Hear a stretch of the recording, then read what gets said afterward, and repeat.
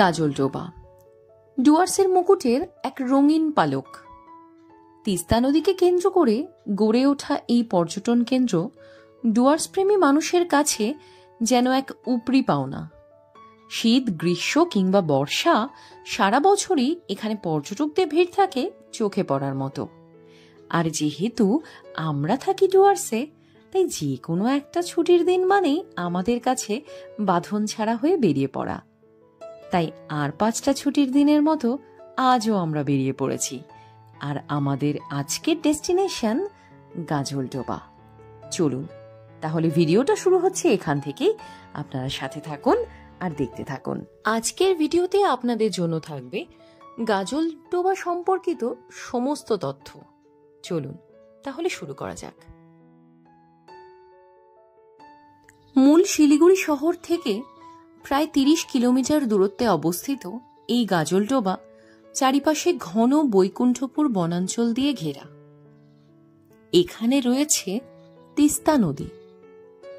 এই নদীর ওপরেই 1985 সালে মূলত সেচের কাজের জন্য যেসব কোম্পানি কর্তৃক নির্মাণ করা হয়েছিল গাজলডোবা ব্যারেজ। বছরের বিভিন্ন সময়ে বহু পরিযায়ী পাখির দল এসে ভিড় জমায় এই অঞ্চলে, যা দেখার আগ্রহ নিয়ে প্রায় সারা বছরই পর্যটকরা ভিড় জমান গাজলডোবায়। গাজলডোবা ব্যারেজে রয়েছে প্রায় 50টির মতো লক গেট। বিভিন্ন সময়ে নদীতে জলের পরিমাণের ওপর নির্ভর করে এই লক গেটগুলিকে খোলা হয়, আবার প্রয়োজন মতো বন্ধও করে দেওয়া হয়। আমরা যখন গাজলডোবায় গিয়েছিলাম, বেশিরভাগ লক গেটই বন্ধ করে রাখা ছিল। মাত্র কয়েকটি লক গেট সেই দিন খোলা অবস্থায় ছিল, যার চিত্র আমি এখন আপনাদের সামনে তুলে ধরছি।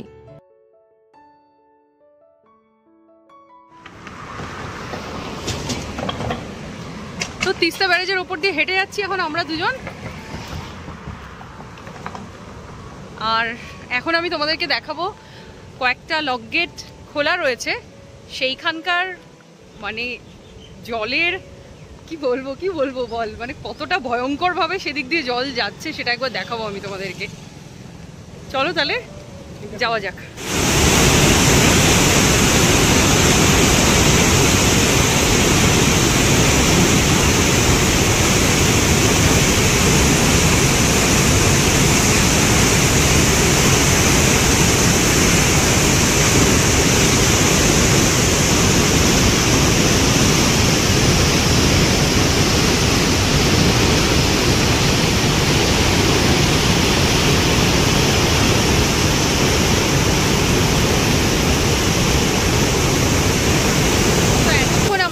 লক গেটের দিকটায়, আর এখন আমরা আছি লক গেটের জল যে দিকটা দিয়ে পাস হচ্ছে মানে অপোজিট সাইডে। আর একবার দেখো শুধু,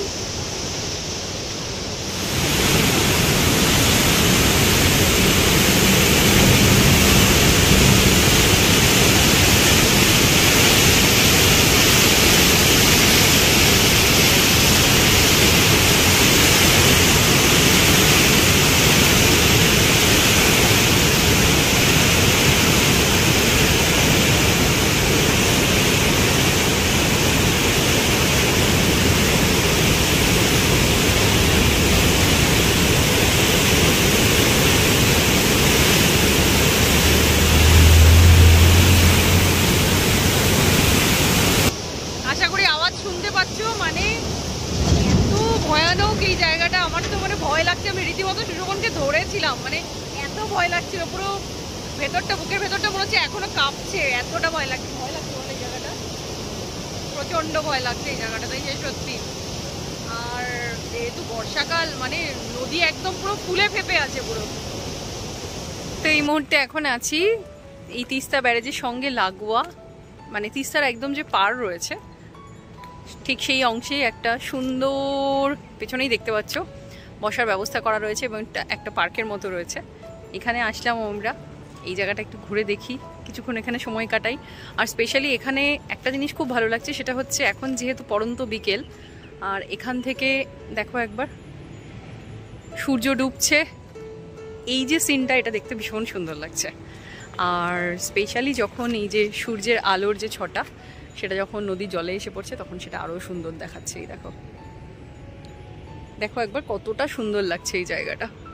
আর আরেকটা জিনিস যেটা, এখান থেকে তিস্তার যে ওই যে লক গেটগুলো, এগুলোকেও মানে পুরো বোঝা যাচ্ছে এখান থেকে যে কোন লক গেটগুলো খোলা রয়েছে আর কোনগুলো বন্ধ রয়েছে।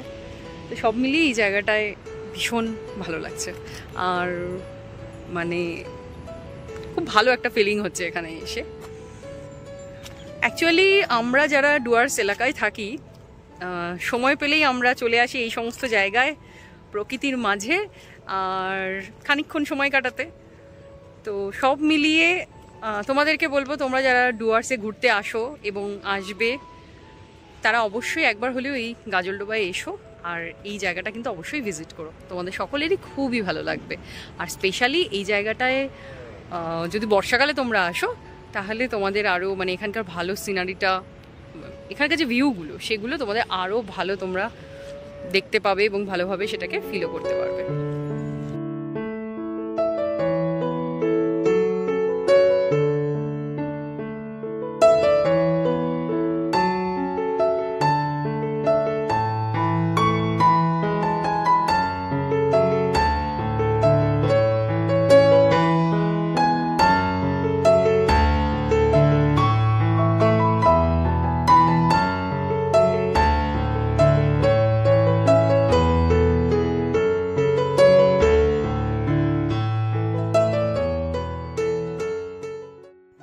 গাজলডোবা ভিউ পয়েন্টের থেকে সবথেকে নিকটবর্তী স্টেশন হল এনজেপি রেলওয়ে স্টেশন, যার দূরত্ব আনুমানিক 25 কিলোমিটারের কাছাকাছি।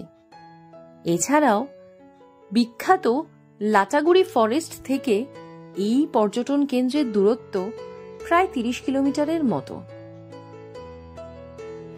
আমরা এখন চলে এসেছি ব্যারেজকে কেন্দ্র করে, তার চারপাশে ছোট্ট একটা মার্কেট রয়েছে, চারপাশে না তার পাশে আর কি।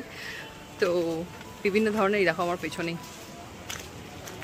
ফ্রাইড ফিশ পাওয়া যাচ্ছে এখানটায়, বিভিন্ন ধরনের চিংড়ি থেকে শুরু করে সমস্ত রকমের ফিশ রয়েছে, যেটা কিছুটা ফ্রাইড অবস্থায় রয়েছে।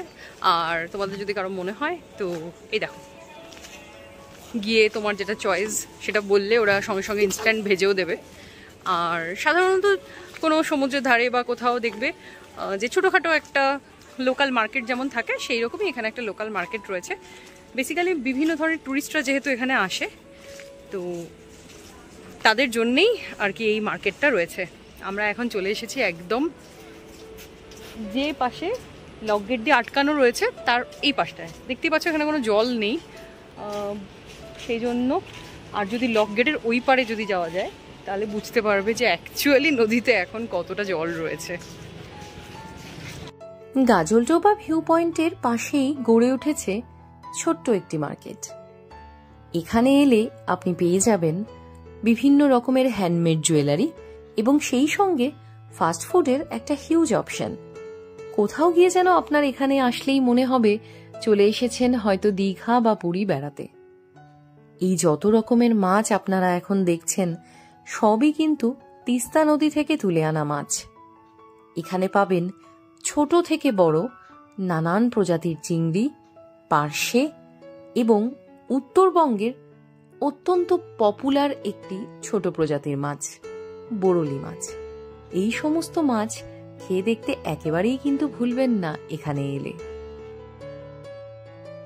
তিস্তা নদী থেকে একটি ক্যানেল গিয়ে মিশেছে মহানন্দা নদীতে, আর এর উপরেই সিডনির হারবার ব্রিজের আদলে নির্মাণ করা হয়েছে একটি আইকনিক সাসপেনশন ব্রিজ, যার মধ্যে গিয়ে দাঁড়ালে কোথাও গিয়ে যেন মনে হবে আপনি চলে এসেছেন এক টুকরো অস্ট্রেলিয়ার বুকে। এই ব্রিজের আর্কিটেকচার আপনাকে মুগ্ধ করে তুলবে। একই সঙ্গে যদি এই ব্রিজে গিয়ে আপনি পড়ন্ত বিকেলের সূর্যাস্ত একবার উপভোগ করেন, তাহলে বুঝতে পারবেন প্রাকৃতিক সৌন্দর্য ঠিক কতখানি হতে পারে।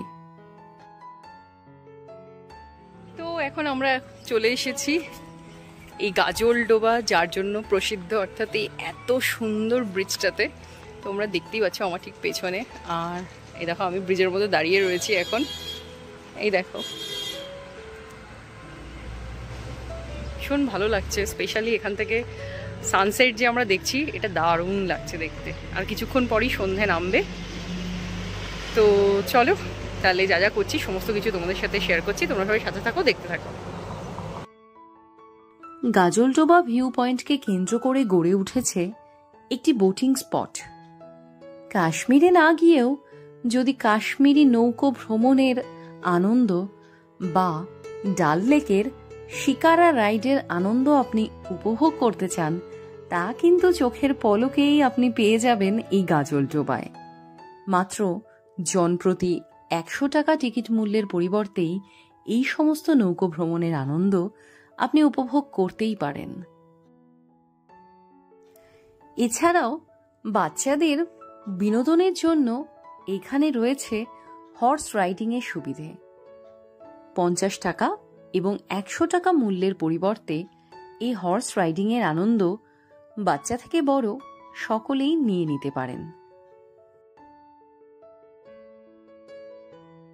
এইখানে রয়েছে সরকারি ও বেসরকারি একাধিক রিসর্ট। তবে পর্যটকদের অতিরিক্ত চাহিদার কারণে আগে থেকে প্রি বুকিং করে আসাই ভালো। রয়েছে ভোরে আলো ইকো ট্যুরিজম প্রপার্টি, লা ভিটা নোভা রিসর্ট, গাজলডোবা ইউথ হস্টেলের মতো একাধিক মনোমুগ্ধকর জায়গা। তো আশা করি আজকের এই যে গাজলডোবার ব্লগটা আমি তোমাদের সকলের সাথে শেয়ার করলাম, এটা তোমাদের সকলের খুব ভালো লেগেছে। আর যদি আজকের ভিডিওটা তোমাদের ভালো লেগে থাকে তাহলে অবশ্যই ভিডিওটাতে একটা লাইক করে দিও আর আমার চ্যানেলটাকে সাবস্ক্রাইব করে দিও। তাহলে দেখা হবে খুব তাড়াতাড়ি তোমাদের সকলের সাথে আরও একটা গ্র্যান্ড নিউ ব্লগ নিয়ে। ততক্ষণ পর্যন্ত সবাই খুব ভালো থেকো, সুস্থ থেকো, সবাইকে টাটা।